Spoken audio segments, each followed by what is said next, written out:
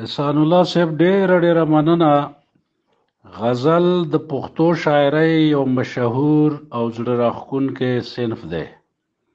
د عربی ټکی دی چې لغوي معنی یې د ښځو سره خبره کول دي او یا د نازنینو سره خبرې کول. غزل د غزال نه وتلی لفظ دی چې معنی یې د هوسۍ نر بچی یعنی غزال کولی شي. ویلی شي چې کله غزال د ښکاري په غشي یا ګولۍ ولګي او د درد او فریاد چغې ووهي نو دغې چغو ته غزل ویلی شي. دا خبرې هم کیږي چې په کډۍ یعنی چرخه باندې د رخت جوړولو هنر ته هم غزل وایي. هر څه چې وي خو په اصطلاحي توګه غزل د شعرونو یوه داسې مجموعه ده چې شاعر پکې د خپلې محبوبې د ښایست کړه او خال و خط یو ښکلی تصویر وړاندې کوي. د هجران غمونه ژاړي او د دیدن لمحې په خندا خندا تیروي. کله پکې د شرابو د مستۍ خبرې کوي او کله پکې د غم ساندې ویر او ژړا کولی شي. کله پکې د جفا کیسې وي او کله پکې د وفا سندرې غږیږي. په غزل کې یو مضمون راوړل د غزل د روح سره سمون نه خوري. خو ځینې خلک په غزل کې یو مسلسل مضمون بیانوي چې داسې غزلې نظم نما غزل او یا بیا غزل نما نظم ګڼلی شي.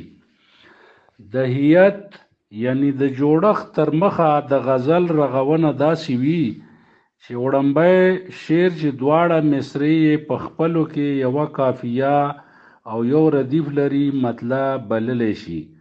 په مطلب پسې وروستو را روان شعرونه په داسې ترتیب راوړی شي چې د هر شعر دویمه مصره به لازما د مطلع د شعر سره هم قافیه او هم ردیف وي. په ځینې غزلو کې ردیف نه وي خو د قافیې پابندي پکې لازمي ده.